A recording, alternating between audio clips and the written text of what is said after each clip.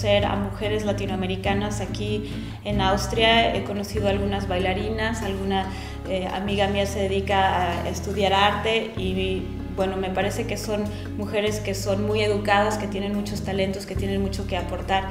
Y creo que algo que es muy importante para la sociedad en Europa y en general en el extranjero es que vean que las mujeres latinoamericanas son mujeres educadas, mujeres con muy buenas ideas, con talentos, y creo que eso es muy importante, que estemos aquí trayendo una imagen diferente de lo que es un latinoamericano trabajador, exitoso y demás.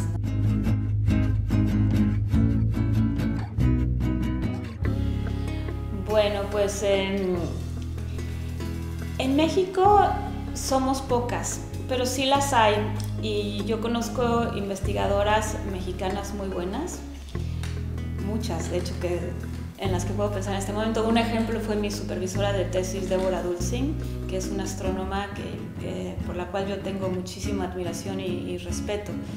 Entonces creo que hay mujeres muy capaces.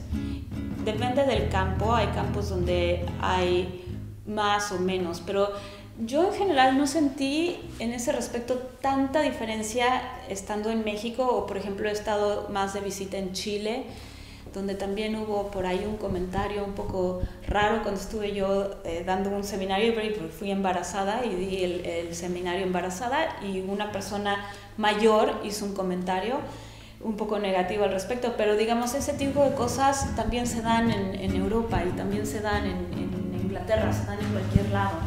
No sentí que fuesen diferentes o especiales en Latinoamérica. Creo que tiene más que ver con el campo, que el campo en el que yo trabajo es un campo dominado por hombres y que, digamos, tal vez a veces las generaciones más jóvenes están más acostumbrados a tener compañeras, más que la gente que es más grande, que nunca tuvo contacto con otras, o tuvo muy poco contacto con mujeres, ¿no?, dentro del campo.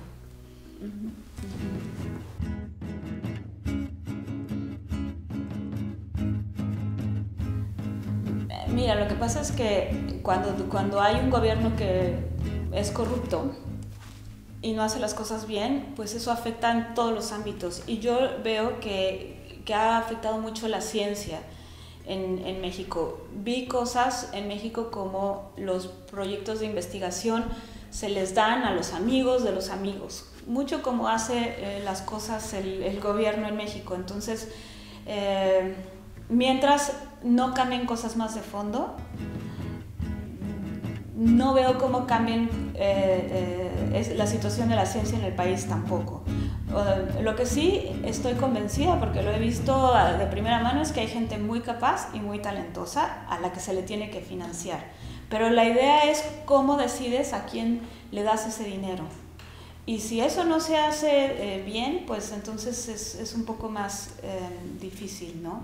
Creo que la verdad es que en los últimos años me da la impresión que han mejorado muchas cosas, pero he estado también mucho más enfocada en lo que está pasando en mi entorno científico en Europa y demás. Entonces también tendría que poner un poco más atención de cómo van las cosas en Latinoamérica. Pero mira, digamos, resumiendo, creo que hay muchísimo potencial en Latinoamérica para la ciencia, pero sí creo que es importante encontrar las maneras de explotar eso y que no se queden perdidos en papeleos y en cosas así. Y otra cuestión que me di cuenta que para mí es muy importante es qué pasa con los jóvenes, porque yo soy parte de una generación que me eduqué en Inglaterra, como les contaba, y muchos de mis compañeros de universidad se educaron en Harvard, en MIT, en muy buenas universidades en el extranjero, y luego no fue fácil regresar, porque no había trabajo o porque el trabajo ya se lo habían dado al amigo del amigo, y cosas de ese tipo, ¿no? No en todos lados, pero sí en algunos, y eso se tiene que acabar. En los últimos años sí se retiró mucha gente gracias a un sistema de retiro digno que se implementó en la UNAM, y se abrieron muchas plazas y muchos de mis amigos y de mis compañeros están regresando. Ese es el tipo de cosas, por ejemplo, que creo que se tienen que empezar a hacer.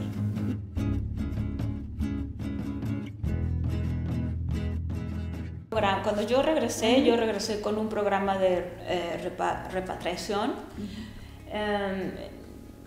Pero claro, para que yo regresara sí hubo un esfuerzo grande, pero el problema es que ya estando ahí no se me dio para nada las condiciones para que yo me quedara ahí. Y de hecho, al revés, como te decía hace rato, era un ambiente hostil hacia mí que me hizo irme mucho antes de lo que me hubiese yo imaginado.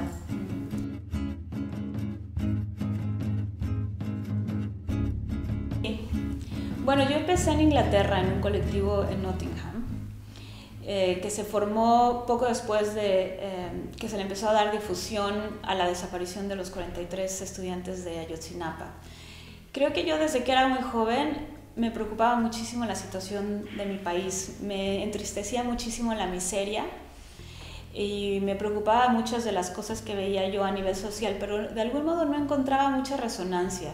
Hablaba con la gente y encontraba muchísima apatía, mucha gente que me decía, pues sí, está todo mal, pero así es y no podemos cambiar las cosas. De repente hubo un momento en los 90s, porque querían poner cuotas para los estudiantes en la UNAM, que se generó un movimiento y participé un poco, pero me desencanté rápido por cosas así, digamos, y más. Entonces me desconecté de todas estas cosas por muchos años y creo que fue un error ahora si veo para atrás, porque creo que había que haberse quedado, aunque no resonara con los demás, poniendo atención a las cosas y participando de alguna manera.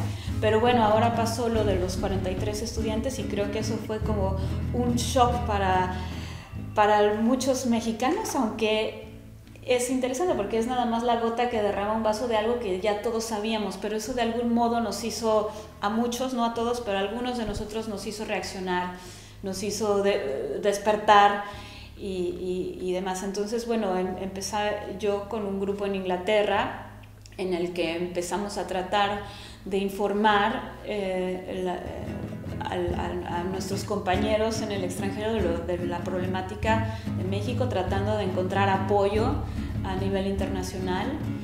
Y bueno, entonces por medio de las redes sociales nos empezamos a comunicar entre los diferentes grupos y así fue como encontré el grupo aquí en Viena. Llegando yo ya sabía quiénes eran, dónde estaban y me integré al grupo con la idea de ver en qué puedo ayudar, solo así.